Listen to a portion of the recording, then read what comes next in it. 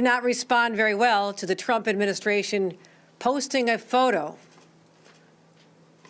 of the president attired like a king, as well as a message declaring that indeed he was the king. He did this when he attempted to undermine the duly elected laws of our state related to congestion pricing. I reference this again today for one reason. We fought a war 250 years ago to depose a king who tried to impose his will on a young country.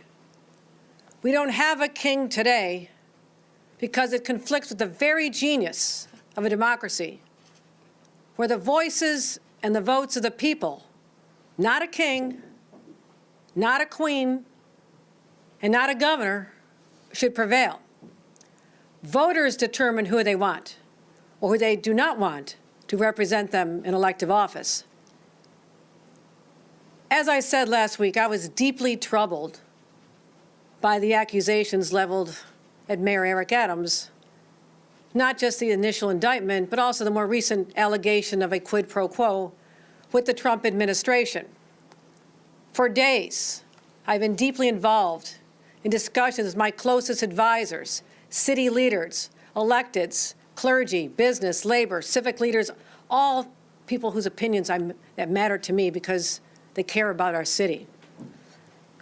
I consulted them and legal advisors on whether it's appropriate and necessary at this moment to exercise the power granted to me as the governor of the state of New York by the New York State Constitution and the City of New York Charter to remove a mayor from office.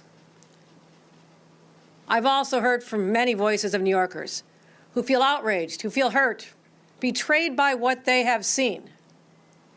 And I want those New Yorkers to know I understand those feelings as well. After careful consideration, I have determined that I will not commence removal proceedings at this time.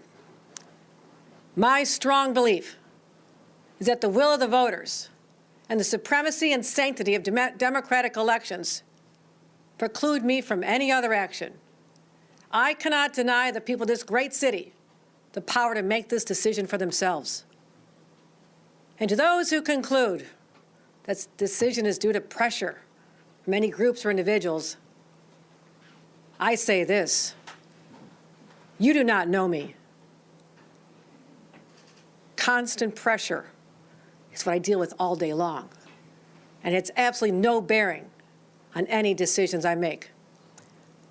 I will say this: I also have concerns about disruption and chaos that such a move, such a proceeding could bring to the residents.